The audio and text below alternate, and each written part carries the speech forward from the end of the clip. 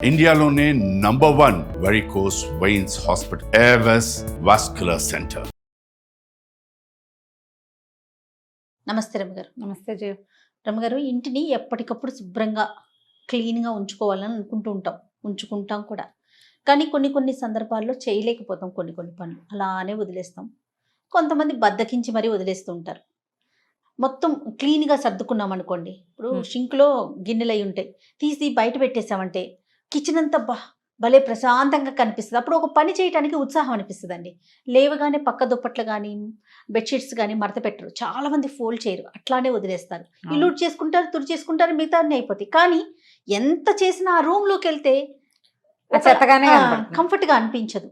అలానే బట్టలు కూడానండి నలిగిపోయి ముడతలు వచ్చేసి, ఉతికిన బట్టలు ఎప్పటికప్పుడు తీగ మీద నుంచి తీసి వెంటనే ఫోల్డ్ చేసుకుంటే నీట్గా ఉంటుంది.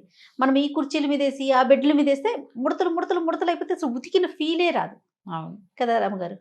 మనము ఇవన్నీ బద్ధకము, పని చేయలేకపోవటము, సమయం చాలకపోవటము, మనకు మళ్ళీ రోజు బయటకు వచ్చేసేయటము, మనం తప్పిస్తే ఆ పని చేసేవాడు ఇంట్లో ఇంకొకడు లేకపోవటము, ఇలాంటివి కొన్ని ప్రాబ్లమ్స్ ఉంటాయి. అవును. కాకపోతే ఏంటంటే మనకి చిన్నప్పుడే 2వ క్లాసు 1వ క్లాసు ఉతికిన బట్టలు ధరించి, శుభ్రంగా ఉతికిన బట్టలు ధరించి అనేది ఒక పాయింట్ చెప్తూ ఉండేవాడు. ఉతికిన బట్టలు వేసుకోవటం అంటే శుభ్రంగా ఉన్నవి అని అర్థం. ముడతలు నలిగిపోయినవి అలాంటివి కాదు అని. ఇస్త్రీ బట్టలు అని నియమం లేదు అందులో. అవును. బట్టలు ఉతికితే బాగా ఉతికాం శుభ్రంగా, దాన్ని గట్టిగా పిండాలి, తడంతా పోయేదాకా దాన్ని బాగా గట్టిగా దులిపి ఆరేయాలి. అప్పుడు ముడతలు అవి ఆ తడితో చక్కగా కిందకు వచ్చేస్తాయి. అసలు బట్టలు దులిపారేయరు చేయ ఇప్పుడు. అవును. ఇందులో నుంచి తీసి ఇలాగే వేసేస్తే మీద పడేయటమే. పడేస్తే అది అట్టముక్కలాగా అవుతుంది, శుభ్రంగా ఉండదు. దాని మీద ఉన్న ముడత గీత పోవు. మీరు పిండి బాగా దులిపి ఆరేసి చూడండి, కర్రకర్రలాడుతూ ఎంత బాగుంటాయో అవి. లేకపోతే చెకముక్కల్లాగా ఉంటాయి. చీరలు కూడా అంతే, ఏం బాగుండవు. నిలువు మడతలు పెడతారు, అడ్డమడత ఇలా కుర్చీ పెట్టకుండా ఇట్లా పొడుగ్గా తీస్తారు. ఆ పొడుగ్గా తీసిన చీర అస్సలు బాగోదు. అడ్డగా కుర్చీయే పెట్టుకోవాలి, అంతే పద్ధతి. అయితే ఇది జనరల్గా ఏంటంటే చాలా మందికి ఎప్పుడు ఒక డౌట్ వస్తూ ఉంటుంది, బట్టలు నలిగిపోతే ఏమవుతుంది, చూడ్డానికి బాగోదు అంతేగా అని. మనం వేసుకున్న బట్టలు లేదా మనం పడుకునే పక్కలు ఇవి మన తాలూకు మనసుని క్యారీ చేస్తాయి. మనతో పాటే కదా మన మనసు ఉండేది జయ. ఎప్పటికీ బట్టలు వేసుకున్నాం, ఓ చీర కట్టుకున్నాం, ఓ డ్రెస్ వేసుకున్నాం అనుకో, మనం వేసుకుంటాం, మన శరీరం మీద ఉంటుంది, చూసేందుకు జనానికి మనం కనపడతాం. ఇప్పుడు ఈ బట్టలు దేన్ని క్యారీ చేస్తున్నాయి? మనని, మన మనసు, మన బ్రెయిన్, మన తాలూకు మూడ్స్ అన్నిటినీ కూడా, మన వ్యక్తిత్వాన్ని, మనని పూర్తిగా వ్యక్తిత్వంతో సహా మనని బట్టలే క్యారీ చేస్తాయి. అవును. ఇప్పుడు మన బట్టలు ఒంటి వంగి మనం చూసుకోం కదా, ఎదుటి వాళ్ళు చూసుకుంటాం కదా అనిపిస్తుంది. ఎదుటి వాళ్ళు కదా చూసేది, మనం చూసుకోము. కానీ మనకు తెలుసు కదా మనం మురికిగా ఉన్న బట్టలు వేసుకుని ఉన్నామని, నలిగిపోయిన గుడ్డలు వేసుకుని ఉన్నామని. ప్రెషర్ఫుల్గా ఫీల్ అవుతాం మనం. దాన్ని ఆ కంఫర్ట్ ఉండదండి. కంఫర్ట్ ఉండదు. ఎలా ఉంటుందంటే మన సబ్కాన్షియస్లో ఒక నలిగి అణిగిన భావన ఉంటుంది. పక్కలు కూడా అంతే, పక్క శుభ్రంగా ఉంటే ప్రశాంతంగా నిద్ర పడుతుంది. అదే నలిగిపోయినవి పాచి పక్కలు, నిన్న పొద్దున వేసుకున్నటువంటి దుప్పట్లు, మొన్నప్పుడు వేసుకున్నవి, ఆ తర్వాత ఏమో కప్పుకుని వదిలేసిన బెడ్షీట్లు ఉంటాయి కదా, కంఫర్ట్స్ కప్పుకుంటాం, కంఫర్టర్లు పెద్దవి కప్పుతారు, నీట్గా మడత పెట్టరు. ఇవన్నీ కూడా మన ప్రశాంతతని పాడు చేస్తాయి. ఒక రోజులో ఒక పూటలో కాదు, లాంగ్ రన్లో. మనము చక్కగా తెరిపిగా ఉండేలాంటి వ్యవహార శైలి ఉండదు మనకి. ఇల్లు కూడా అంతే, నువ్వు అన్నట్టు సింకులో గిన్నెలు, స్టవ్ గట్టంతా చీదరబాదరగా ఉంటే ఏం బాగుంటుంది? అవన్నీ క్లియర్ చేస్తే చక్కగా చిక్కు తీసిన ఫీలింగ్ ఉండి హాయిగా ఉంటుంది. అంతే. ఈ హాయి మనకి ఒక్క గ్లాన్స్లో ఒక్కసారి తగులుతుంది బ్రెయిన్కి, అంతే. వంటింట్లోకి వెళ్ళి రాత్రి అంతా శుభ్రం చేసుకున్నాం, ఆ నైటీ తడిచిపోయింది, బట్టలు విప్పారేసి చక్క మంచి నైటీ వేసుకుని హాయిగా పక్క మీద పడుకున్నాం. పొద్దున్న లేచి బ్రష్ చేసుకుని వంటింట్లోకి రాగానే వంటిల్లు తెరిపిగా ఉంటే ఒక చిక్కు తీసిన భావన మనకి 1 సెకండ్ వస్తుంది జయ. ఆ 1 సెకండ్ బ్రెయిన్ ఎంత బాగా యాక్టివ్ అయిపోతుందంటే ఆ రోజు పనంతా బాగా చేయగలుగుతాం. ఎంతసేపు మా ఇల్లు ఎంత బాగుందో, మా ఇల్లు ఎంత నీట్గా ఉందో అని అనుకోం మనం, అలా అనిపించదు. ఒక్క క్షణపు ప్రశాంతత మన మిగిలిన అన్ని పనుల మీద ప్రతిబింబిస్తుంది.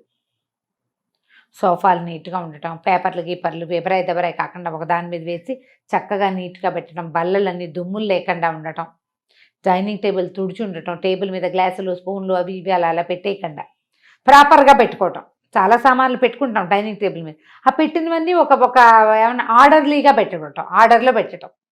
అవును. ఎక్కడ ఉండవలసిన వస్తువు అక్కడ ఉండటం. దానివల్ల ఏమవుతుందంటే బుద్ధికి ప్రశాంతత వస్తుంది, తద్వారా ఇంట్లో ప్రశాంతత వస్తుంది. మనము చిరాకు పడుతూ చర్చలాడుతూ విసుక్కుంటూ తిట్టిపోస్తూ అలా ఉన్నాం, నలిగిపోయినట్టుగా ఉండం, మనం ఫ్రెష్గా ఉంటాం. ఈ ఫ్రెష్నెస్ని సాధించాలంటే ఒళ్ళొచ్చి పనిచేయాలి, అంతే. దానికి అదే మార్గం. ఎవరు చేస్తారు? లేకపోతే ఇప్పుడు ఏం చేయొచ్చు అంటే మనం భర్తని పిల్లల్ని భాగస్వాముల్ని చేయండి. ఎవరి బట్టలు వాళ్ళకి మడత పెట్టి మీ బట్టలు మీరు సర్దుకోవటం అలవాటు చేయండి. మా ఫ్రెండ్స్ ఒకరు ఉండేవారు, ఆయన బట్టలు ఆయనే సర్దుకుంటారట, వాళ్ళ అబ్బాయి బట్టలు కూడా ఆయనే సర్దుతారు, టవల్స్ అన్ని మడత పెట్టి ఆయనే పెట్టుకుంటారట. నువ్వు బాగా సర్దవు, నా ర్యాక్ నేనే సర్దుకుంటానంటారట. ఆయన ఎంత బంగారు కొండో అనుకుంటా గుర్తొచ్చినప్పుడల్లా నేను. ఆయన బట్టలు ఆయనే పెట్టుకుంటారు. ఐరన్ చేయించుకోవడం కూడా తన ప్లాన్ ప్రకారం ఆయనే ఐరన్ చేయించుకుంటారు. ఐరన్ అబ్బాయి వస్తాడు, దోవి బట్టలు తీసిస్తారు, ఇస్త్రీ చేసే అబ్బాయి వచ్చినప్పుడు ఆయన ఫలానా వివు అని చెప్తారట. ఎంత బాగుంది, సూపర్. పిల్లలకి అలవరచండి. లాగులు వేరేగా పెట్టుకోవటం, చిన్న చెడ్డీలు ఉంటే అవి వేరేగా పెట్టుకోవడం, షర్ట్లు వేరేగా పెట్టుకోవటం. ఆడపిల్లలకైతే గౌన్లు వేరు, ఫ్రాకులు వేరు. ఈ పెద్ద ఫ్రాకులు ఇప్పుడు ఇంత వేసుకుంటున్నారు కదా, పెద్దవి, వాటిని మడత పెట్టి వాటి బ్యాగుల్లో పెట్టి చక్కగా బ్యాగ్స్తో పాటు పెట్టుకోవటం. అది కూడా నేను ఒకళ్ళ ఇంట్లో చూశాను. ఈ కొనుక్కొచ్చినప్పుడు ఒక బ్యాగ్లో వాళ్ళు పెట్టిస్తారు కదా షాప్ వాళ్ళు, ఆ బ్యాగ్స్ పడేసుకోలేదు వాళ్ళు. ఈ ప్లాన్ బాగుంది చూడండి. ఇప్పుడు మనం ఏం చేస్తాం, ర్యాకులో ఆల్రెడీ బట్టలు ఉంటాయా, ఇంత పెద్ద గౌన్లు అందులో ఇరికించడానికి ప్లేస్ ఉండదు. వాళ్ళు ఇచ్చే బ్యాగ్ కరెక్ట్గా సరిపోతుంది. ఆ మడత ప్రకారం మడిచి నీట్గా రోల్ చేసి అందులో పెడితే ఆ బ్యాగ్ని అల్మార్లు పై అరలు కొన్ని ఒకటి ఖాళీగా ఉంచుకున్నాం అనుకోండి, ఈ 5-6 బ్యాగులు పిల్లలందరి దగ్గర ఈ పెద్ద గౌన్లు ఉంటున్నాయి. సూట్లు కొంటాం, పిల్లలకి బ్లేజర్లు కొంటారు, వాటికి కూడా ఒక ప్యాక్స్ వస్తాయి, ఆ ప్యాకుల్లో పెట్టేసుకోవటం. బ్లౌజులు వేరేగా చిన్న బాక్స్లు ఏర్పరిచి బ్లౌజులు చక్కగా అరేంజ్ చేసుకోవటం. బట్టలు అరేంజ్ చేసుకునేందుకు కూడా ఎన్ని వీడియోలు ఉన్నాయి జయ, అసలు ఎలా మడత పెట్టాలి, ఎలా అరేంజ్ చేసుకోవాలి. లోకల్ వీడియోలు చూడకండి, ఫారిన్ వీడియోలు చూడండి, చాలా బాగా యూజ్ అవుతాయి. వాళ్ళ ప్లాన్ చాలా బాగుంటుంది, నీట్గా రోల్ చేయటం. మా అబ్బాయి ఎప్పుడు ట్రిప్స్ వెళ్తాడు కదా, వాడు మొత్తం బట్టలన్నీ రోల్స్గానే ఉంటాయి జయ. టీషర్ట్లన్నీ రోల్సే, లాగులన్నీ రోల్సే, టవల్స్ ఆ రోల్స్ అన్నీ పేర్చేస్తారు. ఊర్లు తీసుకెళ్ళేవి ప్రయాణానికి స్పేస్ కలిసి వస్తుంది. ఏం నలిగిపోవంటాడు, నలిగిపోతాయి ఇస్త్రీ బట్టలు పోతాయి అంట. నేను ఏం నలగవు, ఇలాగే బాగుంటాయి అంటాడు. వచ్చేటప్పుడు కూడా అలాగే అన్ని చుట్టాలు పెట్టుకొస్తాడు, చుట్లన్నీ విప్పుకుని మెషిన్లో వేసుకోవాలి మేము. నా కూతురు ఇప్పుడు ఇంట్లో తనే సర్దుకుంటుంది రమ్మగారు, అంత యూట్యూబ్ మహిమ. ప్రతి ఫ్రాక్ అయినా టీ షర్ట్ అయినా ఇలా ఇంతే రమ్మగారు, అంతే ఫోల్డింగ్స్. నేనేమో చక్కగా నేను కానీ అమ్మ కానీ చక్కగా బిల్ల మడతలు వేసి పెడతాం, మొత్తం ఓపెన్ చేసి రోల్ చుట్టేసుకుంటుంది. ఇలాగే పెట్టుకోవాలి మమ్మ, చుట్టుకుని ఇట్లా నుంచో పెడుతున్నారు, అంతే రమ్మగారు. అంటే ఇప్పుడు ఈ చక్క ఫ్రాకులు ఉంటాయి కదా నిలబడేవి, వాటిని రోల్ చేయలేం, కానీ టీ షర్ట్లు, లాగులు, అవి ప్యాంట్లు, పైజమాలు అవన్నీ రోల్ చేసేయచ్చు. ప్రాక్టీస్ మార్చండి. మీకు ఏంటంటే ఒక ఇన్నోవేటివ్ ఐడియాస్ వస్తాయి, కొత్త ఐడియాలు ఉంటాయి. బయట చూస్తూ ఉండండి, ఇలా చూస్తున్నా కదా, నన్ను చూస్తున్నప్పుడు అన్నీ చూడొచ్చు మీరేం చక్క.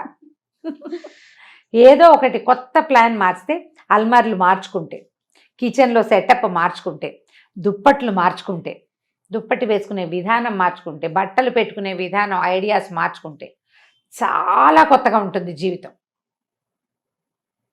ఎంత డిఫరెంట్గా ఉంటుందో డైనింగ్ టేబుల్ అరేంజ్మెంట్ దగ్గర నుంచి. మనం ఎలాగో బోల్డని హోమ్ టూర్లు కూడా చూస్తున్నాం కదా అందరివి, వాళ్ళవే ఐడియాలు ఏమైనా కొన్ని ఉంటే క్యాప్చర్ చేయండి, వాటిని ఓన్ చేసుకోండి. ఇప్పుడు ఎవరికైనా ఏదైనా ఎవరైనా చెప్పవలసిందే కదా, మన ముందు తరాల నుంచి మనం నేర్చుకున్నాం. మన తరంలో కూడా మనకు నచ్చిన వాళ్ళ దగ్గర నుంచి కొన్ని నేర్చుకోండి.